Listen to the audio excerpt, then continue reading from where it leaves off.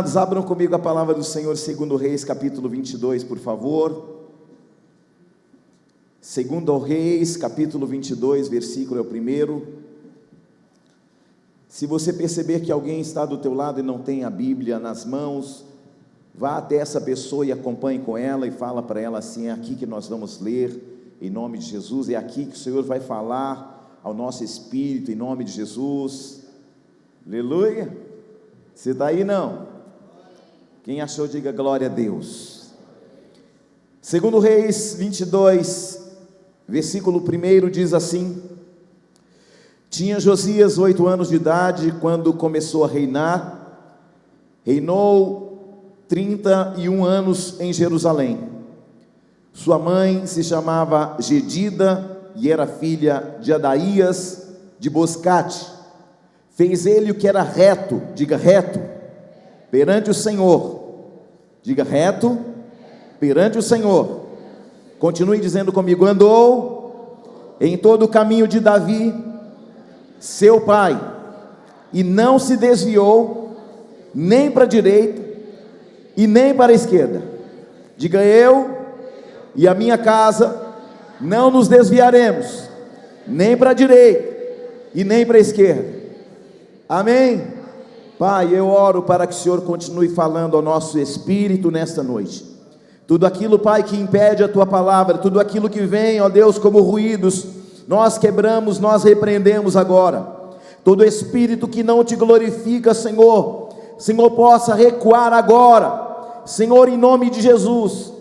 Todo aquele que está aqui, todo aquele que está ouvindo, Senhor, e cultuando pela internet, o Senhor fale poderosamente. E que esta palavra ela vá e produza resultados que permaneçam até a eternidade. Que o Senhor faça, Senhor, o que nós não podemos, mas aquilo que o Senhor nos der como autoridade para decidir e fazer, nós faremos, debaixo da Tua palavra, e o Teu nome será glorificado para sempre. Amém. Assentai-vos, irmãos.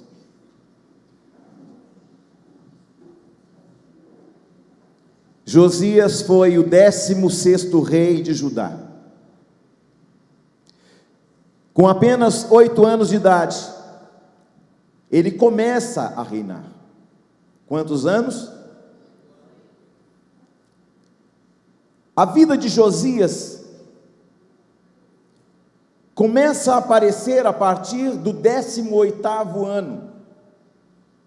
Ou seja, ele tinha 26 anos. Ele está reinando desde os 8. Com 18 ele começa a fazer coisas boas, mas com 26 anos ele começa a um despertamento espiritual. Mas a sua história, ela começa a ser contada efetivamente de forma significativa a partir do 18º ano, quando ele tinha exatamente 26 anos de idade. Segura na mão de alguém que está do teu lado e fala para esta pessoa: a vida espiritual precisa passar por amadurecimento. E para isso, neste tempo de amadurecimento, há um silêncio de Deus. Aleluia. Por que Deus nos esconde? Deus nos esconde até que nós estejamos prontos. Diga comigo assim: Deus vai me esconder até que eu esteja pronto. Amém? Sabe, queridos, se você pegar uma borboleta que está no processo do crisalidar, que está dentro do casulo, e você ficar desejoso que ela voe logo, e você abrir o casulo, você mata ela, porque ela precisa passar pelo processo do amadurecimento. Ela vai sair do casulo quando as suas asas estiverem prontas, e eu profetizo que você vai sair do casulo no tempo em que as suas asas estiverem prontas. Aleluia! Guarde uma lição: Quando nós olhamos para Josias, que tinha sido escolhido e separado por Deus, e eu quero dizer que muitas vezes nós estamos assentados num lugar e com pressa que Deus faça alguma coisa, com pressa de que alguém nos note, com pressa de que alguém, pelo amor de Deus, perceba que eu estou aqui. Deus conhece você,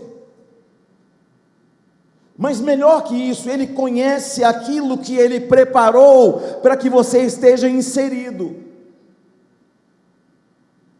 Então é possível que alguém esteja sentado aqui, sem nenhuma relevância aparente. Eu digo aparente, porque no tempo do silêncio, Deus está trabalhando dentro de você.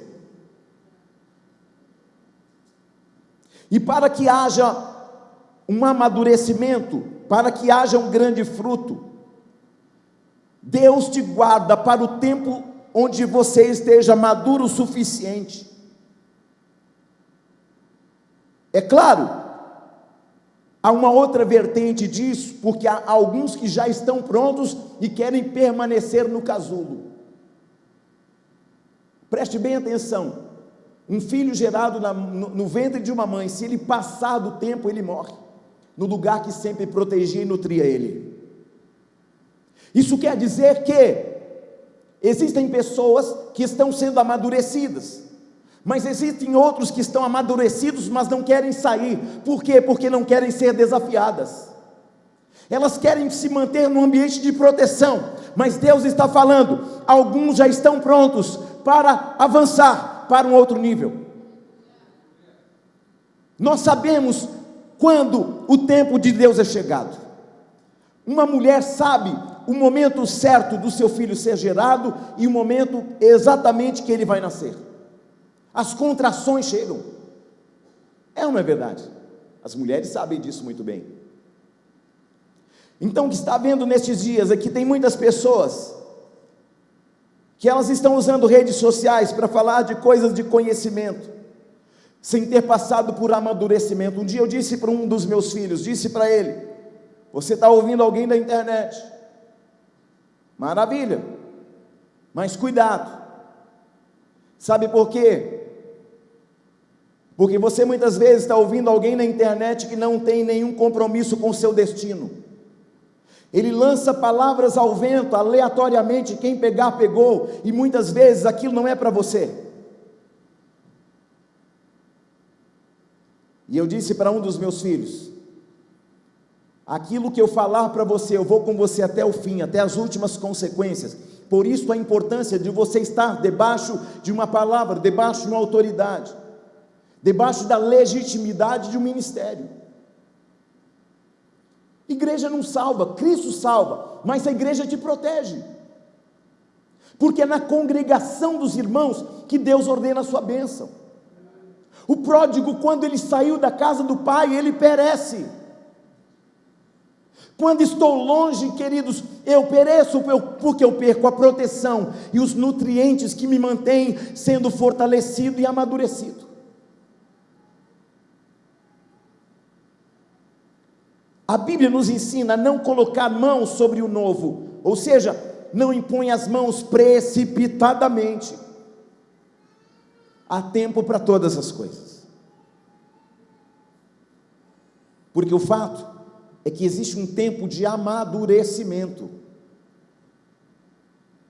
Você pega um profissional, um trainee, ele está no nível, um dia ele será um exímio profissional, mas agora ele é trainee ainda. Há todo um processo de amadurecimento.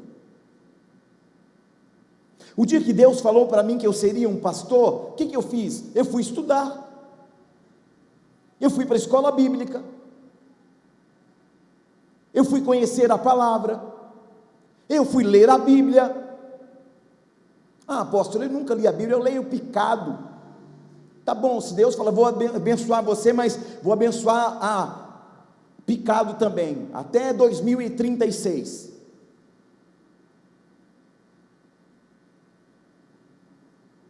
Oi, tem alguém aí? Deus me trouxe aqui para dizer para você que se está tudo quieto,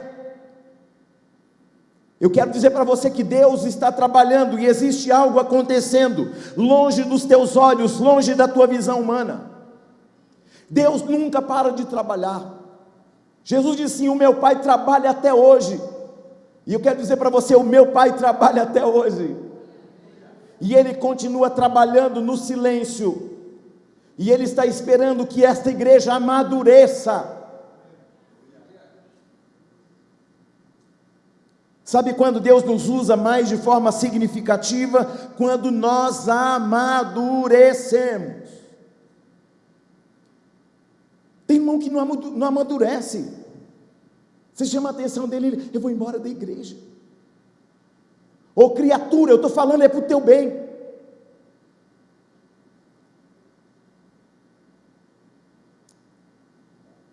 O pastor, genuinamente falando, quando ele admoesta alguém, é porque Deus está gerando despertamento que aquela pessoa, naquele momento, diante de alguma circunstância, não consegue enxergar. Um dia estava o Lucas e o João Paulo correndo um atrás do outro lá em casa, eles eram pequenos. E eu disse: cuidado com a... Puf, caiu.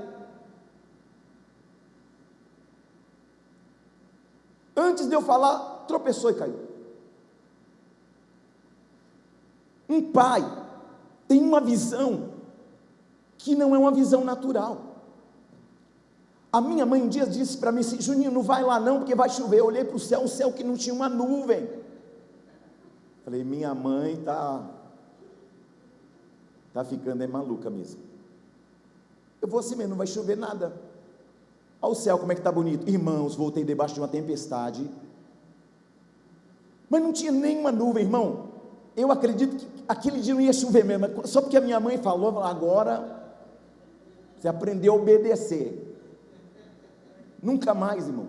Irmãos, diante de Deus, o vento era tão forte que ele puxava nossos pés, a gente segurando no poste. Irmão, eu nunca vi um vento daquele.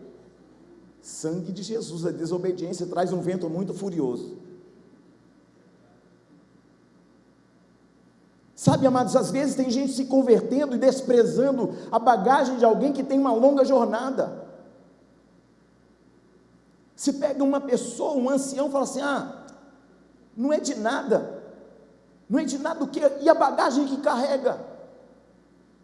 Eu admiro os japoneses, eu trabalhei com japoneses. Trabalhei com suíços, trabalhei com japoneses e trabalhei com italianos. O japonês é incrível. Quando chega o mais velho, todo mundo abaixa a cabeça. Respeito. Respeitando a bagagem que aquela pessoa carrega. O problema, querido, é que tem muita gente que está na igreja e despreza a bagagem daqueles que estão na estrada há muito tempo, desprezando a sabedoria dos anciãos, dos mais velhos. Meu pai não sabe de nada. Se eu quiser saber alguma coisa, eu vou lá no Google. Não é nem Google, né? Eu vou lá no YouTube. Eu sei mais do que o meu pai. Pode até ser que saiba, mas a bagagem que um pai e uma mãe carregam, queridos, a internet, o Google não pode te dar, a IA não pode te dar. E eu profetizo que Deus te dará uma mente aberta para começar a ouvir os mais velhos. O apóstolo Paulo, o maior de todos os apóstolos da história, 13, 14 anos, para Deus começar a usá-lo. Paulo vai escrever aos Coríntios, na primeira carta, no capítulo 13, dizendo: quando eu era menino, pensava como menino, agia como menino, mas agora deixei as coisas próprias de menino. Ei, querido, o Senhor está chamando esta igreja para um tempo de amadurecimento. Tudo fere, tudo fica magoado, tudo fala que vai embora. Eu acho incrível que o seu chefe falta pisar na tua cabeça e você continua lá. Que ele é meu chefe, mas o teu pastor você não honra, você não obedece, seu pai você não honra, não obedece, sua mãe você está falando que ela é uma chata.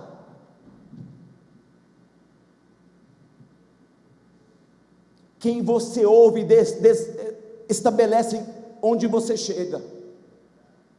A questão é quem é que você está ouvindo.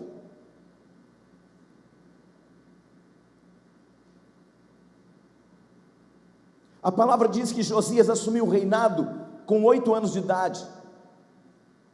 Mas amadurecimento não é sobre uma posição que você é colocado, mas sobre uma estatura que você é estabelecido na maturidade. Josias assume o trono, e no 18º ano do seu reinado, preste atenção, foram 18 anos para Josias amadurecer.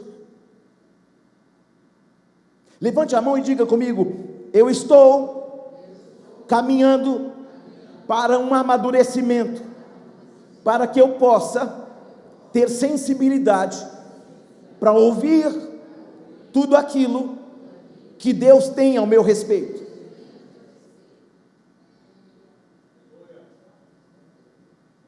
Saia da ansiedade, da comparação. Outro dia eu vi um homem pintando nos Estados Unidos a grama de verde, e o outro olhando a grama dele amarela e o outro verdinha. Não tinha nada de verde, era tudo tinta. Aí às vezes você olha a família do outro, acha que a família do outro é verdinha. Ei, lá também tem problema. Se olha o casamento do outro, o casamento do outro é que é maravilhoso, o pai do outro, a mãe do outro que é maravilhosa. Ei, querido, sabe quem é maravilhoso? Aquela pessoa que Deus colocou lado a lado com você. Ela está lá para ser um agente de Deus, para que você amadureça. Quem está aí? A marca de Josias foi a reforma do templo. Qual a marca de Josias? A reforma do templo. A reforma do templo era apenas uma expressão de algo espiritual que Josias começou a fazer. O que marca a vida de Josias são as reformas espirituais que ele começa a fazer.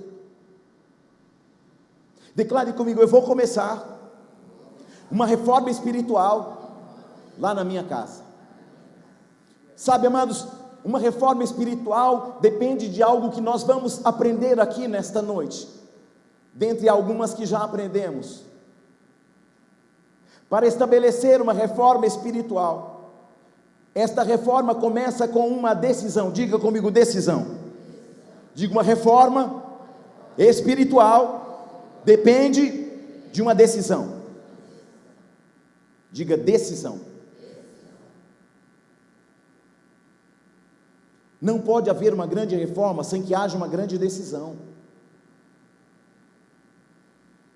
Alguém repita comigo: decisão. Josias está vendo que alguma coisa está errada, e ele precisa tomar uma decisão acerca daquilo que estava errado.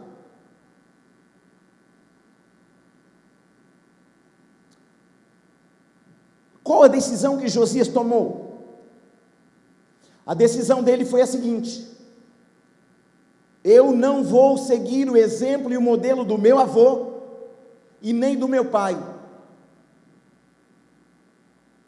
Ora, mas o senhor é contraditório. Você falou agora mesmo que a gente tem que obedecer ao pai. Calma, nem comecei a pregar ainda.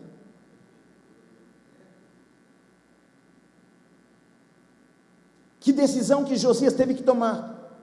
Uma decisão para estabelecer uma ruptura. O que é uma ruptura? Aquilo que você não precisa repetir, porque há coisas que nós não devemos seguir. Tem exemplos, tem mau exemplos que você não precisa repetir. Então, para não repetir aquilo que deu errado, eu preciso tomar uma decisão. Qual decisão? Eu vou estabelecer uma ruptura com tudo aquilo que não agrada o coração de Deus. É preciso que haja uma ruptura com tudo aquilo que não segue um modelo bíblico. Preste atenção. Nesta noite, nós estamos aprendendo que temos que tomar uma decisão de estabelecer uma ruptura com tudo aquilo que os nossos pais e avós e parentela fizeram, que não segue um modelo bíblico. É o meu pai. Qual o modelo que o meu pai segue? Eu posso ouvi-lo e obedecê-lo em alguns aspectos, mas acerca daquilo que não segue um padrão e um modelo bíblico, eu não vou seguir. E esta foi a decisão de Josias. Ainda que você ame alguém, ainda que você admire alguém, você precisa avaliar nesta noite quais os modelos e exemplos que os seus pais e avós seguiram. Quais os parâmetros que estas pessoas usaram para a vida delas. Ou seja, não siga alguém que não segue um modelo bíblico, ainda que seja alguém que você ama e admira, mas tenha um filtro. Aleluia, você está aí ou não? O pai de Josias chamava Amon, o avô chamava-se Manassés, dois reis terríveis, que não seguiram o modelo bíblico, que seguiram um modelo de ofensa, de desobediência, de idolatria. Quando Josias olha o modelo do pai e do avô, ele percebe o seguinte: estes são modelos que eu não quero para a minha vida. Você está aí ou não? Fala alguma coisa, crente. Que Josias fez? Estabeleceu uma ruptura com aquilo que deu errado. Estabeleceu uma ruptura com tudo aquilo que não era um modelo bíblico. Ele toma uma decisão de seguir um novo modelo. Ele diz o seguinte: eu não vou seguir o modelo da idolatria do meu pai e do meu avô, mas eu vou seguir o modelo bíblico que o meu outro avô tinha, e o nome dele era Davi. Aí ele busca uma outra referência, Diácono Marcelo. Ele olha para o exemplo do pai, ele olha para o exemplo do avô e percebe que eles seguiram idolatria, eles fizeram tudo o que era contrário, eles ofenderam a Deus, eles desprezaram a presença, eles desprezaram a palavra. Isso é tão verdade que no tempo de Josias, eles não sabiam onde a Bíblia estava, onde a palavra estava.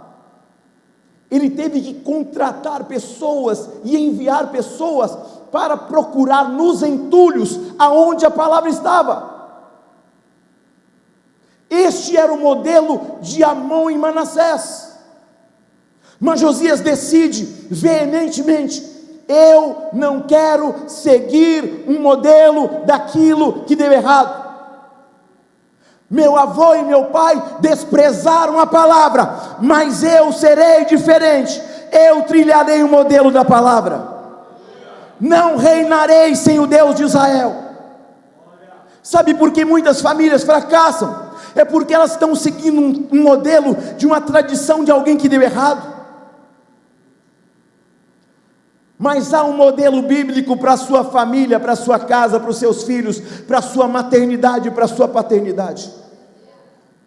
E nesta noite nós vamos estabelecer uma ruptura com todo modelo que colocou a nossa parentela afundada no pecado, na transgressão e na iniquidade, porque nós estamos nesta noite cortando, fazendo a ruptura com tudo que deu errado, com tudo que ofendeu a presença de Deus. Ele toma a decisão mais importante da vida dele: não vou reinar sem o modelo da palavra de Deus na minha vida. Não vou reinar sem a presença do Deus de Israel. Uou! Josias decidiu ser diferente. Levante a mão e diga: eu decido nesta noite ser diferente, ainda que isso me custe. Eu contei na igreja que nós fomos ministrar outro dia,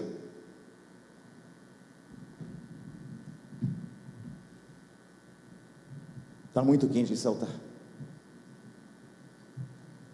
E falei para eles que eu fui na casa de um familiar, e lá eles, naquela mesma noite que eu ia dormir lá, tinha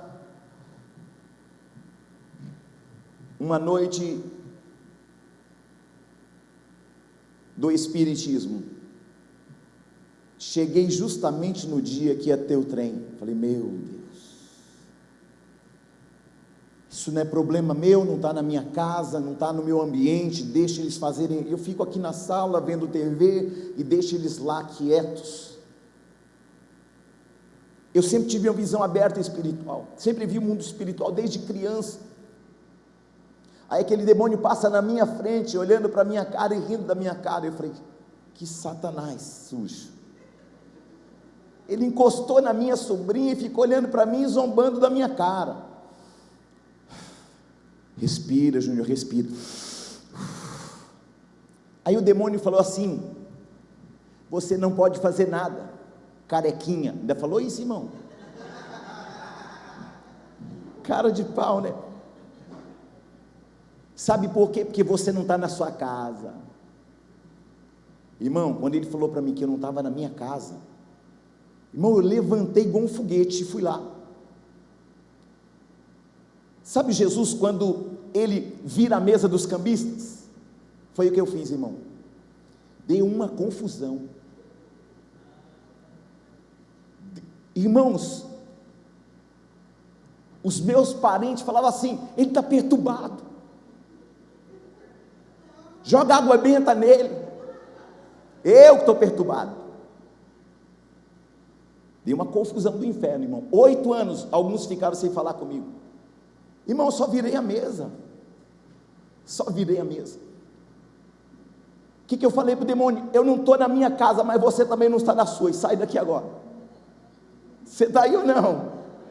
Eu não estou na minha, mas você também não está na sua, pode sair daqui, porque eu tenho autoridade para tirar você daqui. Você está aí ou não? Em nome de Jesus Cristo. Nem toda cultura é boa, nem toda religiosidade, aliás, a religiosidade nunca é boa, nem toda tradição deve ser preservada.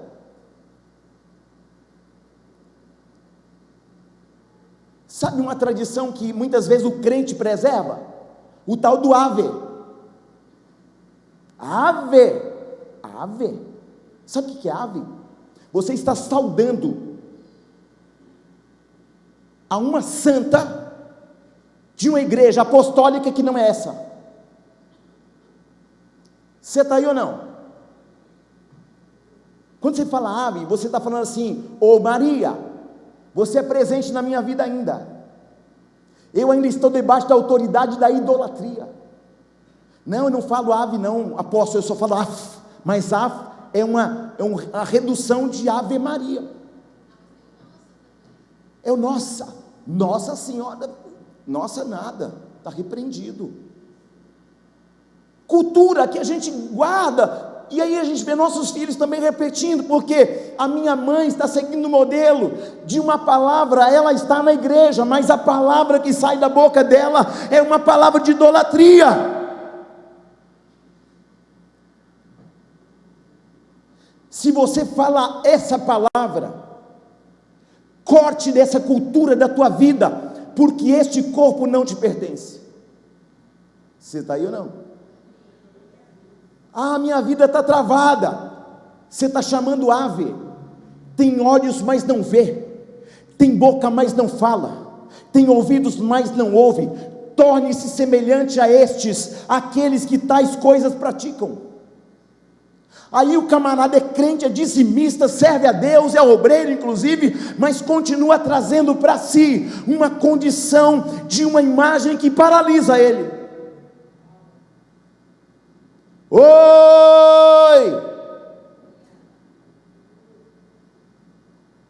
Você está aí? Não vou respeitar o tempo não, vou pregar e pronto. Sou pastor da igreja mesmo. Quebre os laços com todo modelo que não segue um princípio bíblico, que não segue o modelo bíblico. vejo os pais falando assim: esse é meu moleque. O quê? Moleque vem de Moloque, um demônio. Ah, esse meu filho é um danado. Você sabe o que é danado? É uma maldição.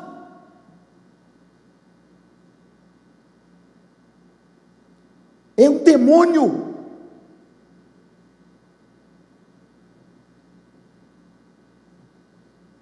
Queridos, é tempo de nós começarmos a filtrar a nossa linguagem. É sim, sim, não, não. Passou disso, é procedência maligna.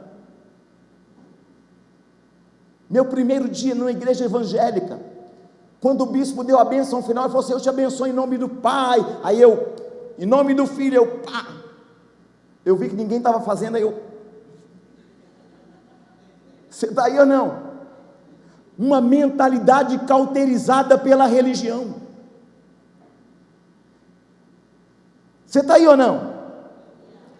Olhe para alguém do teu lado como um profeta, não é um crente meia boca não, e fala para essa pessoa: quebre nesta noite todo modelo que não segue um princípio e um modelo bíblico, e a sua vida vai avançar como nunca avançou.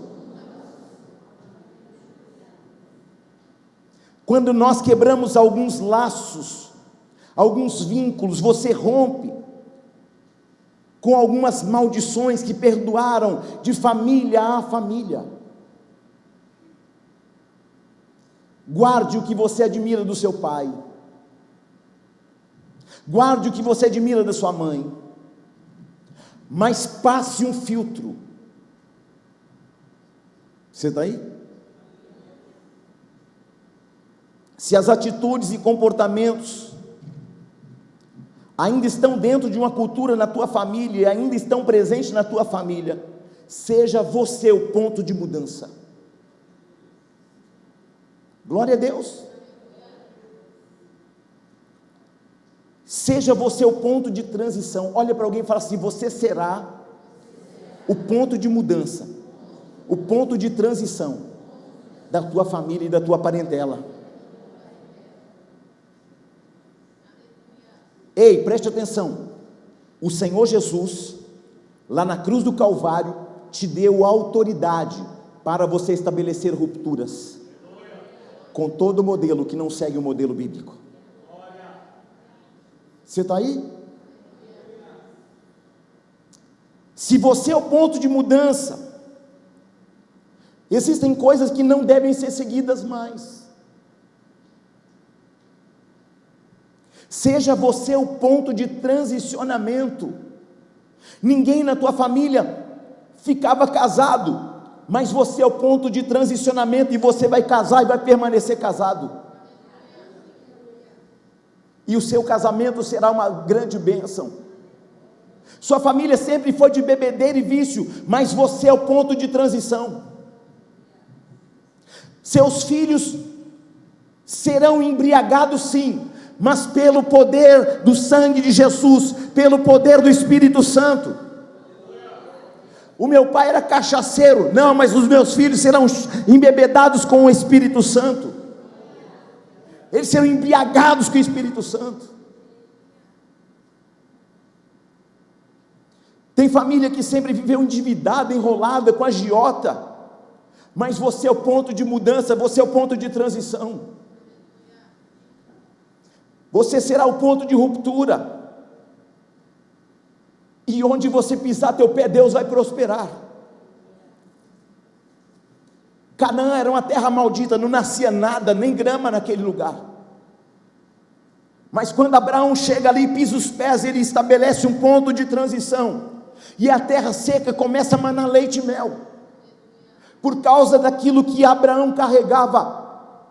Queridos, Abraão nem conhecia Jesus, Abraão não tinha ainda o sangue de Jesus sobre ele, e onde ele colocou os seus pés, houve um transicionamento, uma mudança radical, até no cenário geográfico e territorial. Eu profetizo na tua vida, que você vai pisar em lugares que eram malditos, e por causa da unção que você carrega, lugares serão transformados, desertos serão mananciais de águas, desertos florescerão e frutificarão, por causa da unção que está sobre a tua vida. Oh!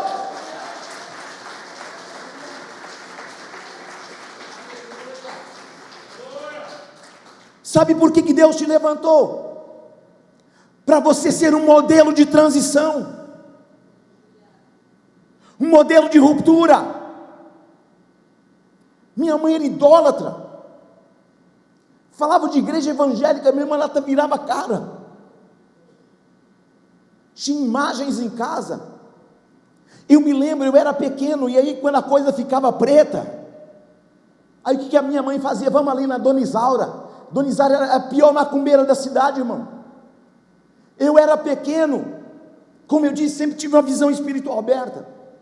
Quando eu pisava na casa da Dona Isaura, eu via um monte de demônio, uma casa feia, horrorosa, cheia de demônio, suja, imunda. Eu só pensava, não falava para não levar a mãozada na boca. A casa dessa mulher está pior que a nossa. O que ela tem para dar para a gente? Mas se eu falar uma coisa dessa, irmão, minha mãe ia fazer igual o Chaves. Você está aí ou não? Deus levantou você para que você estabeleça um modelo bíblico dentro da tua casa, dentro do teu casamento, dentro da tua paternidade. Laços do inferno estão sendo quebrados na tua vida e na tua família nesta noite. Aleluia. O Senhor está aqui para fazer você ser o ponto de transição.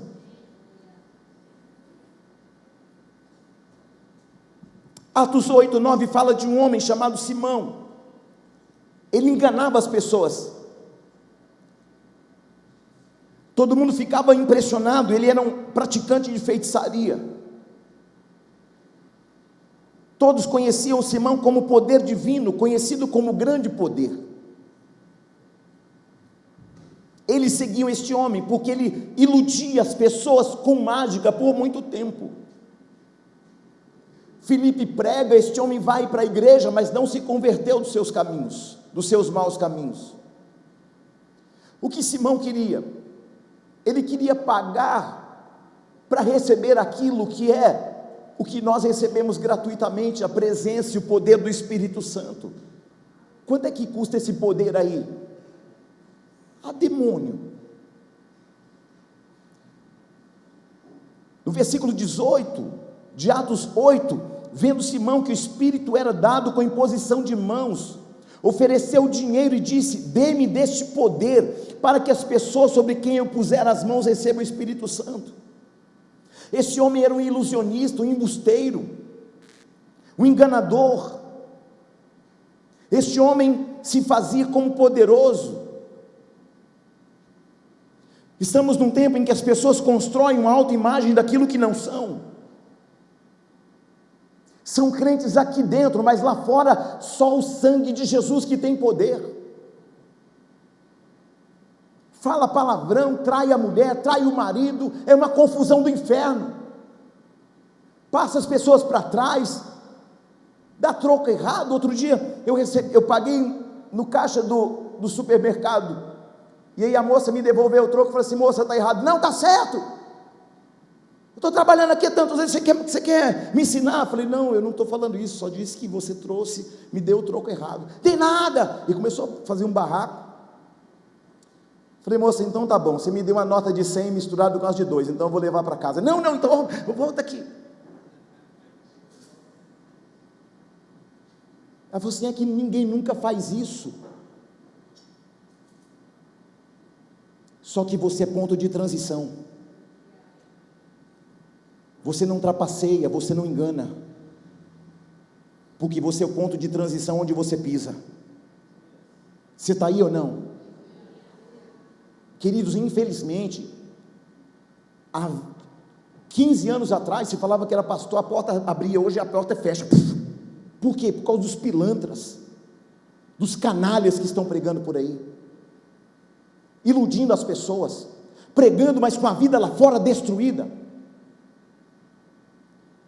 Um homem que se diz homem de Deus, me procurou aqui buscando um conselho, pastor de um grande ministério. Apóstolo, eu vim aqui buscar um conselho, porque eu estou numa situação. Qual a situação, pastor?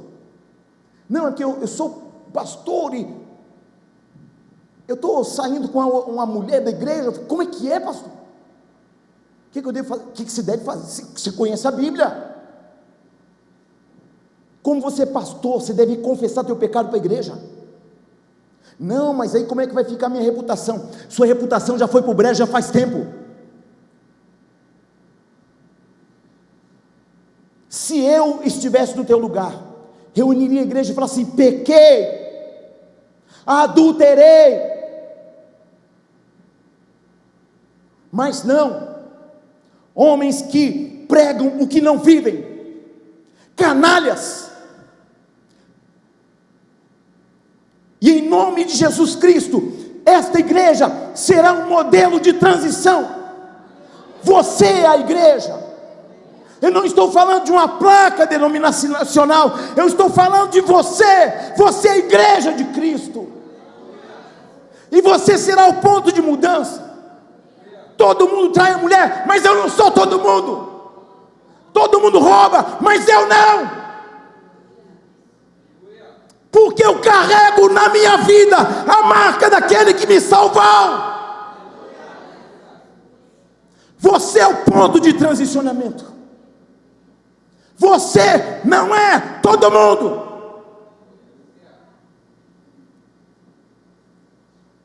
Simão sustentava uma aparência de poder. Quantas pessoas sustentando uma aparência de uma família perfeita, de um casamento perfeito que não existe, de uma posição financeira que não existe, de uma vida espiritual que não existe. Deus só pode operar algo tremendo na tua vida o dia que você agir com verdade. E conhecereis a verdade vos libertará. Reconheça humildemente que a sua família ainda não está dentro de um modelo bíblico. E a pergunta que se faz necessário nesta noite: até quando você vai mentir para você mesmo? Senhor, mas eu profetizei no teu nome, eu preguei no teu nome, eu expulsei os demônios em teu nome. E Jesus vai falar assim: aparta de mim, que eu não te conheço.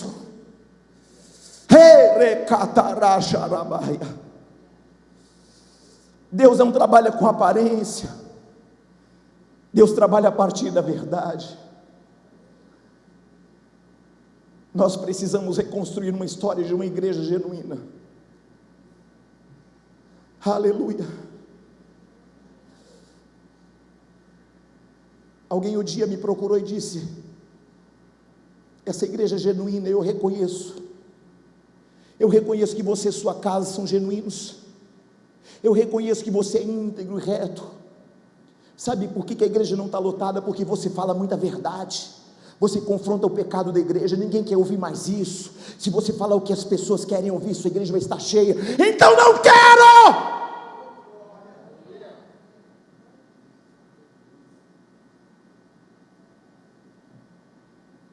Reconheça o que você não é,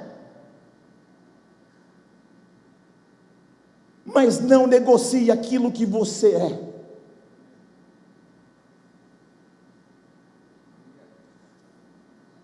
É tempo de arrumar a casa. É tempo de levantar um padrão bíblico para o seu casamento, para a sua família e para a sua igreja. É tempo de você levar um padrão bíblico para dentro do teu casamento, da tua paternidade.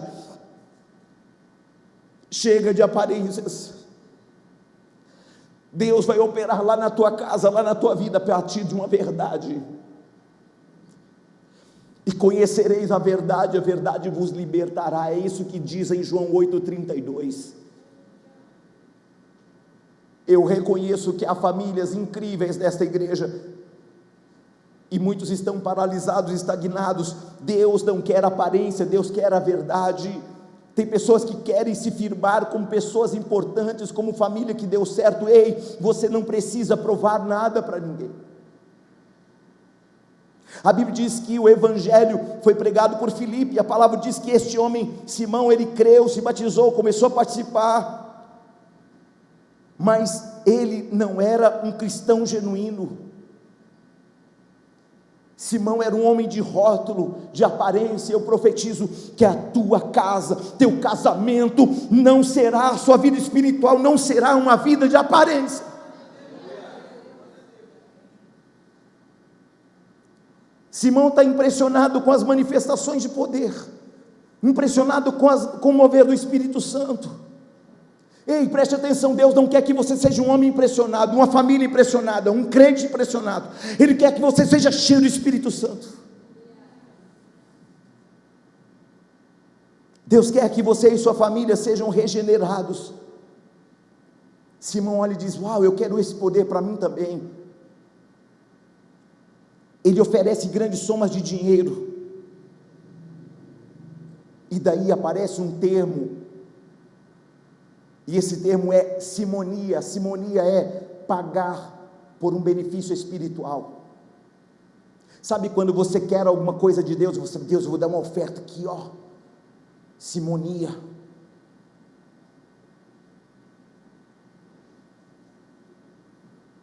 Simão está tentando comprar o dom, e eu quero dizer para você, querido, que Deus vai clarear tua mente em nome de Jesus. Todo aprisionamento na tua mente vai ser quebrada nesta noite em nome de Jesus. Eu não sei se sua família teve vício, adultério, falência, se você e sua família no passado se envolveram com feitiçaria, idolatria, magia negra, abuso. Eu não sei se você já roubou, se pegou dinheiro de agiota. Eu não sei se você já se envolveu com criminalidade. Eu não sei qual a condição que você carrega por causa das escolhas do teu passado, mas estou declarando em nome de Jesus, hoje o Senhor está quebrando vínculos e maldições de histórias ruins que não se repetirão, laços diabólicos que não permanecerão, nem em você, nem em sua casa, nem na sua família e nem nos seus filhos. Eu dou ordem para que toda legalidade, toda obra maligna, toda ação do inferno seja banida agora da sua vida e da sua família, para a glória do Senhor Jesus. Seja quebrada e cancelada toda a dívida com o inferno que você fez. Declare comigo com fé, se você tiver fé, diga: Satanás, pega tudo que é teu e bata em retirada. A minha família será uma referência, eu serei um modelo, para que o nome do Senhor seja glorificado. Uou!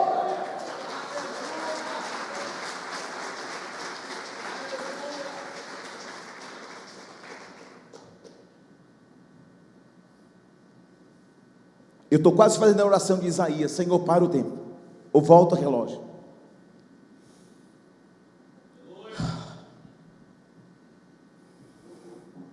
Oh, rabaiare, rabassoriquedeba. Declare comigo: estamos quebrando todo laço, toda maldição, toda influência que ainda me aprisionava, a mim ou a minha família. Josias estabeleceu um romper com o pai e com o avô, e ele vai buscar uma referência espiritual. Segundo Reis 2:22, 2, ele fez o que o Senhor aprova e andou nos caminhos de Davi, seu predecessor, sem desviar-se nem para a direita nem para a esquerda. Diga comigo: o poder da referência. Mais forte, mais alto: o poder da referência. Aleluia. O que Josias fez? Ele foi em busca de uma referência.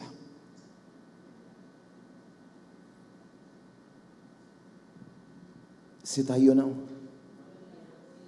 Davi passa a ser a referência do rei Josias.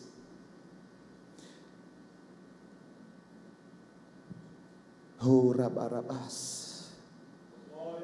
Eu estou com a mente conflitante entre o horário e aquilo que eu preciso concluir aqui.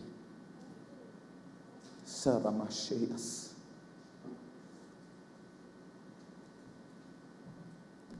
Sabe, queridos, por que é importante você entender o que eu estou ministrando aqui hoje? E aí você poderia perguntar para mim, mas como pode Davi ser a referência de Josias se Josias não conheceu Davi? Eu quero dizer com isso que alguns de nós lemos alguns livros, inclusive de escritores e autores que nem vivos estão. E aqui é como você descobre a mente de um homem, porque algo mais poderoso que existe é uma ideia, e principalmente uma ideia quando ela é colocada num livro. Eu estou escrevendo um livro, porque eu preciso colocar algumas ideias, e quando eu partir dessas ideias permanecerão. E aí eu te pergunto, mas como que nós podemos acessar a mente de homens? Por meio dos seus escritos. Você está aí ou não? Mas apóstolo, eu não posso participar de uma grande conferência, mas você pode comprar um livro. Nós conhecemos a mente de homens brilhantes por meio dos livros deles. Ah, eu tenho preguiça de ler. Então vai ficar com a mente cauterizada. Eu estou lendo 3 livros ao mesmo tempo. 3 ao mesmo tempo. E por que a leitura da Bíblia é importante? Porque quando eu leio a Bíblia, eu estou lendo a mente de Deus, a vontade de Deus, o querer de Deus. Veja por que é importante ler a Bíblia, porque quando você lê a Bíblia, você está entendendo a mente de Deus, você está acessando a vontade de Deus, os planos de Deus. Quando eu leio a Bíblia, estou entendendo a intenção de Deus, e aí eu entendo qual a vontade de Deus para mim, para a minha casa, para os meus filhos, para o meu casamento, para o meu destino, para o meu futuro, para a minha eternidade. Leia a Bíblia.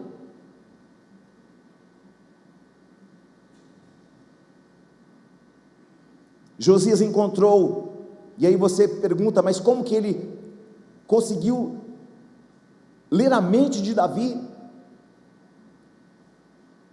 Ele encontrou registros, segundo Samuel, 1 Crônicas, e Josias foi encontrando registros da história da vida de Davi, feitos de Davi. Davi vai deixando registro do seu próprio coração, registro do seu nível de adoração, a intensidade da sua busca. E Josias vai começando a ler a mente do avô Davi, e ele vai pegando este modelo por meio das escrituras, e ele fala: eu quero este modelo para reinar. Uou! Você está aí? Escute, qual a referência que você carrega? Há uma importância de ler a Bíblia, porque a Bíblia se torna a tua referência, teu modelo. Declare comigo: a palavra de Deus me dá um caminho direto à vontade de Deus. Aleluia. Guarde o que eu vou dizer. A imitação é um princípio do discipulado. Estabelecer isso como base do seu ministério, como base do seu discipulado. 1 Coríntios 11:1. Sejam imitadores, sejam meus imitadores, como eu também sou de Cristo. Olha Paulo falando para a igreja. Por isso a importância de você andar com pessoas retas, íntegras, tementes, que se desviam do mal, porque exemplos arrastam. Por que os meus antigos pastores vêm aqui pregar na igreja? Que nos pastorearam, que cuidaram de nós, que sabem das nossas limitações, das nossas dificuldades e fraquezas.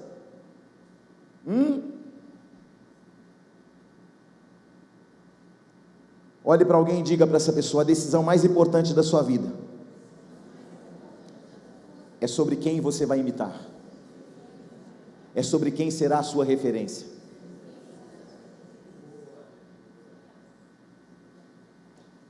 Você está aí? Preste atenção, é necessário que você tenha uma referência. Jesus é a nossa maior referência, mas nós também precisamos de referências menores, que você possa ver, que você possa ouvir, e que possa dizer para você: sejam meus imitadores como eu sou de Cristo. Você está aí? Quando você for escolher uma igreja para congregar, ore primeiro, para que Deus fale para você qual a mente do teu pastor. Quem está comigo? O que Josias faz? Ele estabelece uma ruptura, e ele estabelece um novo modelo para seguir. Porque uma das marcas de Davi é que Davi amava o Senhor e amava a casa do Senhor. Então Josias começa tirando os entulhos da casa do Senhor e trazendo a presença do Senhor de volta. Sabe o que o Senhor está te dizendo nesta noite? É tempo de restaurar o altar da tua casa, é tempo de atrair a presença, e é tempo de tirar os entulhos da tua família. O que Josias vai fazer? Trazer de volta a adoração. Quando você traz de volta a adoração, você traz de volta a presença, porque o Senhor habita em meio aos... Pega e leva para casa. Josias traz a adoração de volta, e a Bíblia diz que eles vão mexendo na casa, porque, como eu disse no começo, a palavra está onde? No meio dos entulhos. E ele fala: enquanto não achar a Bíblia, eu não quero vocês aqui de volta. Começa a arrumar tudo, tirar tudo do lugar, até que alguém fala: achei a Bíblia, achei a Torá. E alguém traz e lê para esse homem. O que Josias faz? Traz de volta a adoração, porque Josias começa a entender que o Senhor habita em meus louvores. E eles vão mexendo na casa, vão organizando a casa e vão limpando a casa. Ei, presta atenção, o Senhor está falando para alguém nessa noite: organize a sua casa, limpe a sua casa, tire os entulhos da tua casa, porque algo vai acontecer. Deus não vai habitar no meio da sujeira. Então o sumo sacerdote diz: encontramos o livro da lei no templo do Senhor. Leram então para ele. Sabe por que você não está encontrando a presença de Deus lá na sua casa? Porque lá na sua casa ninguém está com o livro do Senhor na mão. E nós vamos começar uma grande reforma na nossa casa, trazendo a presença da palavra de volta. Você está aí ou não? Quem está comigo? Porque tem espaço na sua casa para uma TV maior, para um videogame melhor, para um stream com mais filme, mas não está tendo tempo para a presença de Deus e para a palavra de Deus na tua casa. Tire os entulhos e coloque a presença da palavra de volta, do lugar que ela nunca deveria ter saído. Há espaço para uma mesa maior e melhor, para um espaço, para um sofá maior e melhor, mas não está tendo espaço para a palavra de Deus. Eu tenho uma Bíblia, mas onde ela está? Está escondida em algum lugar que você nem sabe onde está. As páginas estão até coladas. Por quê? Porque não lê. É tempo de restaurar a vida espiritual da família. Meu filho está perdido, traz a palavra. Meu casamento está em ruínas, traz a palavra, faz uma limpeza lá. Tira tudo aquilo que tirou a presença de Deus de lá.